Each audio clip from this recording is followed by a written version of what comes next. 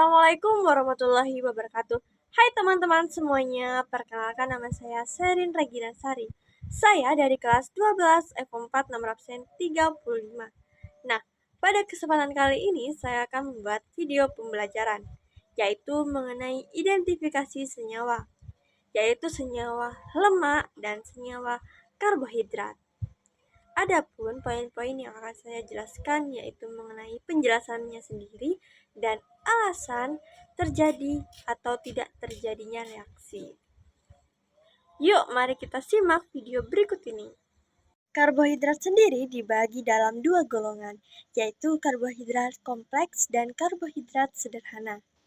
Karbohidrat sederhana yaitu karbohidrat yang banyak mengandung gula, yang terdiri atas monosakarida, disakarida, gula alkohol, dan oligosakarida. Karbohidrat kompleks yaitu karbohidrat yang banyak mengandung serat. Karbohidrat kompleks terdiri dari polisakarida dan serat.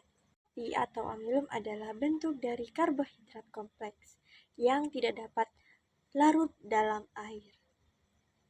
Wujudnya yaitu bubuk putih, tawar, dan tidak berbau.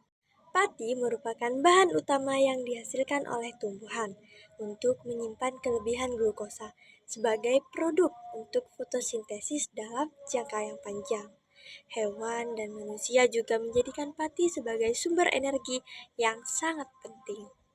Pati tersusun dari dua macam karbohidrat, yaitu amilosa dan amilopektin, dalam komposisi yang berbeda-beda. Amilosa memberikan sifat yang keras atau perah, sedangkan amilopektin menyebabkan sifat yang lengket.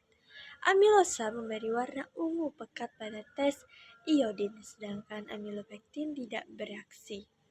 Penjelasan untuk gejala ini belum pernah bisa tuntas atau bisa dijelaskan. Glukosa sangat penting dalam produksi protein dan dalam metabolisme lipid, karena pada sistem saraf pusat tidak ada metabolisme lipid. Jaringan ini sangat tergantung pada glukosa. Glukosa atau karbohidrat yang paling sederhana mengalir dalam aliran darah sehingga tersedia bagi seluruh sel tubuh. Sel-sel tubuh tersebut menyerap glukosa dan mengubahnya menjadi tenaga untuk menjalankan sel-sel tubuh. Meskipun lemak simpanan dapat juga menjadi sumber energi cadangan, lemak tak pernah secara langsung dikonversi menjadi glukosa, fruktosa, dan galaktosa. Gula lain yang dihasilkan dari pemecahan karbohidrat langsung diangkut ke hati yang mengkonversinya menjadi glukosa. Nah, itu merupakan penjelasan mengenai reaksi karbohidrat. Sekarang kita masuk ke alasan reaksi terjadi atau tidak terjadinya karbohidrat. Di sini saya akan membahas tentang hasil praktek terlebih dahulu, yaitu hasil praktek uji amilum. Yang pertama menggunakan pisang, mengalami perubahan pada warna setelah uji amilum. Menggunakan lugol atau iodin pada pisang, warna yang berubah menjadi biru keunguan atau hitam keunguan. Yang kedua menggunakan nasi, menunjukkan perubahan pada warna yang sebelum uji amilum berwarna coklat atau warna betadin atau lugol, iodin, dan menjadi berwarna ungu kehitaman. Nah, selanjutnya menggunakan tempe, yaitu tidak terdapat perubahan warna setelah uji amilum. Menggunakan lugol atau iodin. Yang keempat, tepung terigu, yaitu menunjukkan adanya perubahan warna dari warna putih menjadi warna hitam setelah ditetesi oleh lugol atau iodin. Nah, sekarang yang keenam yaitu menggunakan kemiri, yaitu tidak terdapat perubahan warna setelah uji amilum. Menggunakan lugol atau iodin. Yang keenam yaitu menggunakan kacang tanah. Terjadi adanya perubahan warna setelah uji amilum menggunakan lugol atau iodin menjadi kecoklatan yang tua. Tadi kan ada yang terdapat perubahan warna dan ada yang tidak terdapat perubahan warna. Kenapa sih kok bisa kayak gitu? Kenapa kayak nggak yang semuanya tuh berubah warna atau apa? Nih, mari disimak ya teman-teman video penjelasan saya. Reaksi terjadinya warna pada uji amilum, itu yang berwarna biru tua atau ungu gelap. Nah, reaksi terjadi jika bahan mengandung karbohidrat kompleks seperti amilum atau pati. Lugol mengandung iodin yang masuk ke struktur helix amilosa dalam amilum, membentuk kompleks poliodium yang menyebabkan perubahan warna. Nah, seperti itu guys alasannya mengapa kayak terjadi reaksi atau perubahan warna.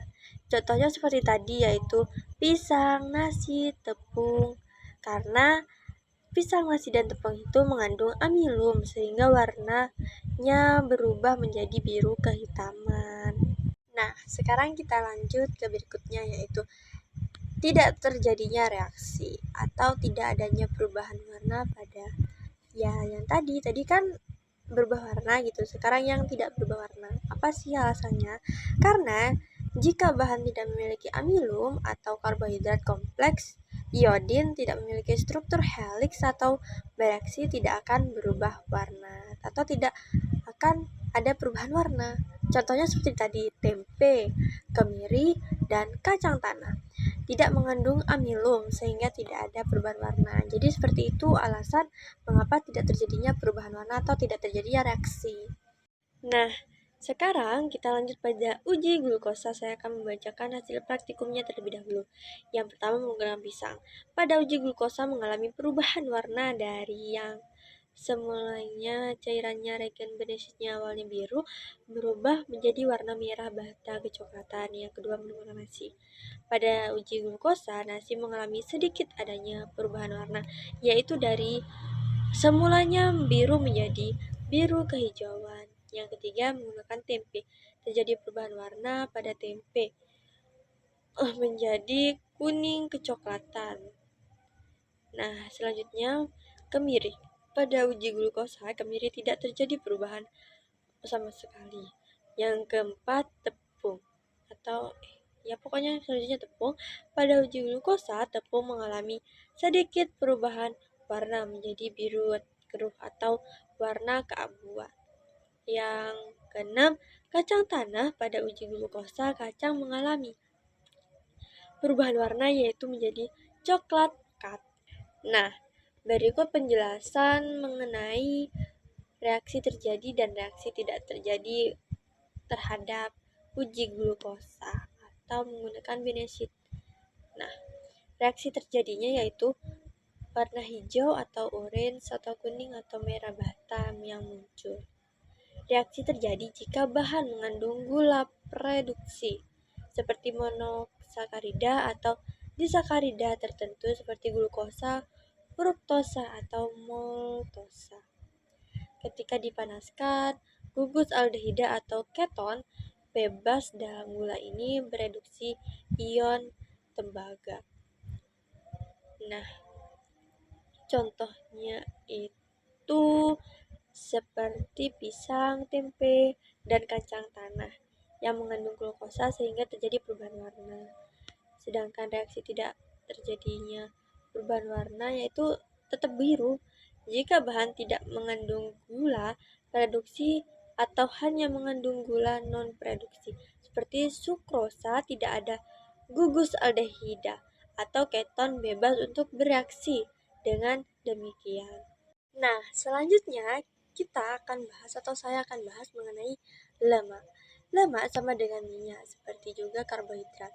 Lemak merupakan senyawa yang terdiri atas unsur karbon, hidrogen, dan oksigen dengan struktur yang berbeda dari karbohidrat. Nah, lemak dapat dijumpai pada berbagai bahan makanan, seperti bahan makanan yang berasal dari hewan dan bahan makanan yang berasal dari tumbuhan.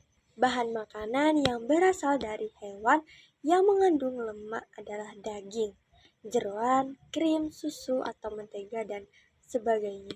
Sedangkan Bahan makanan yang berasal dari tumbuhan yang mengandung lemak adalah minyak goreng, margarin, kacang tanah, kemiri, dan lain-lain.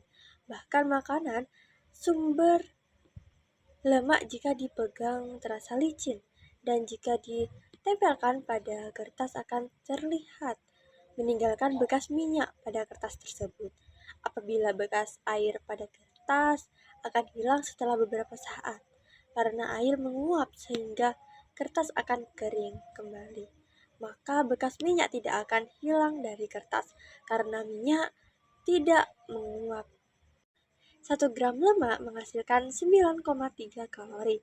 Ciri-ciri ini dapat dijadikan pedoman untuk menguji sederhana tentang adanya atau tidak adanya lemak dalam suatu bahan makanan. Kali ini saya akan membacakan hasil praktikum dari hasil uji lemak, yaitu yang pertama menggunakan pisang. Pada pisang terdapat sedikit bekas transparan pada kertas minyak. Hal tersebut menunjukkan pisang mengandung lemak tetapi jumlah yang sangat sedikit. Yang kedua yaitu nasi. Pada nasi tidak terdapat adanya bekas noda minyak maupun transparan pada kertas minyak. Hal ini menandakan atau menunjukkan nasi tidak memiliki kandungan lemak. Yang ketiga, menu menggunakan tempe. Pada tempe tidak terjadi atau tidak terdapat adanya noda transparan pada kertas minyak. Hal ini menunjukkan tempe tidak memiliki kandungan minyak. Yang keempat, tepung tidak menunjukkan adanya noda atau bekas minyak. Hal ini menunjukkan tepung memiliki kandungan yang sangat rendah lemaknya atau hampir tidak ada. Yaitu selanjutnya kemiri. Kemiri menunjukkan adanya noda transparan yang sangat jelas. Hal ini menunjukkan bahwa kemiri mengandung lemak dalam jumlah yang sangat banyak atau signifikan. Yang terakhir yaitu kacang tanah. Terlihat noda transparan yang jelas ini menunjukkan kacang tanah memiliki kandungan lemak yang tinggi dalam jumlah yang banyak. Dalam uji lemak, alasan reaksi terjadi atau tidak terjadi bergantung pada keberadaan senyawa lemak atau lipid. Nah, alasan reaksi terjadi yaitu yang pertama, kelarutan dalam pelarut organik lemak larut dalam pelarut non-polar seperti etanol, eter, atau kloroform. Uji menggunakan pelarut ini menghasilkan lapisan larutan yang homogen. Yang kedua, sifat hidrofobik lemak. Lemak tidak bercampur dengan air karena sifat hidrofobiknya. Pada uji kertas buram, noda transparan akan terbentuk karena lemak menghasilkan cahaya, menandakan keberadaan lipid. Nah, yang ketiga, interaksi dengan zat pengioksidasi. Keberadaan uji kimia seperti uji emulsi atau uji Sudan antigen memanfaatkan reaksi lemak dengan pewarna lipofilik lemak atau berwarna cerah, menunjukkan hasil positif. Nah, selanjutnya kita ke alasan tidak terjadinya reaksi atau alasan reaksi tidak terjadi. Yang pertama, tidak adanya lemak dalam sampel. Jika sampel tidak mengundang atau mengandung lipid, maka tidak akan ada reaksi dengan pelarut organik atau pewarna khusus. Nah, yang kedua, sampel terkontaminasi atau kontaminasi dengan zat lain yang dapat mengandung sifat larut lemak seperti air atau protein dapat menyebabkan hasil negatif palsu. Yang ketiga, metode uji yang tidak sesuai. Jika prosedur uji tidak dilakukan dengan benar, misalnya menggunakan pelarut atau reagen yang salah, reaksi mungkin tidak terjadi. Nah, uji lemak yang paling umum adalah uji kertas buram dan uji Sundan 3 atau di mana hasil positif menunjukkan keberadaan lipid melalui sifat fisik atau perubahan warna. Jadi seperti itu. Nah, jadi untuk kesimpulannya yaitu pisang mengandung amilum glukosa dalam jumlah yang sedang dan lemaknya dalam jumlah yang sedikit. Sedangkan nasi mengandung amilum glukosa dalam jumlah sedikit dan tidak ada lemak sama sekali. Tempe tidak mengandung amilum, memiliki sedikit glukosa dan hampir tidak memiliki lemak. Tepung mengandung amilum, sedikit glukosa dan hampir tidak memiliki lemak juga. Sedangkan kemiri tidak memiliki amilum dan glukosa tetapi memiliki kandungan lemak yang tinggi. Nah, selanjutnya yaitu kacang tanah. Tidak memiliki amilum dan glukosa tetapi memiliki kandungan lemak yang sangat tinggi atau yang tinggi. Kemudian, dalam uji amilum pada hasil percobaan akan terjadi perubahan warna menjadi gelap atau hitam, biru, atau ungu setelah ditambahkan lagal atau ioden. Perubahan terjadi karena bahan mengandung amilum. Dalam uji glukosa akan berubah warna setelah dipanaskan dengan reagen Bernstein ketika bahan mengandung glukosa. Dalam uji lemak, bahan yang terdapat lemak akan meninggalkan noda transparan pada kertas minyak. Jadi, seperti itu penjelasan singkat dari saya. Semoga bisa menambah nilai saya dan bermanfaat. Kurang lebihnya saya mohon maaf. Wassalamualaikum warahmatullahi wabarakatuh. Bye bye.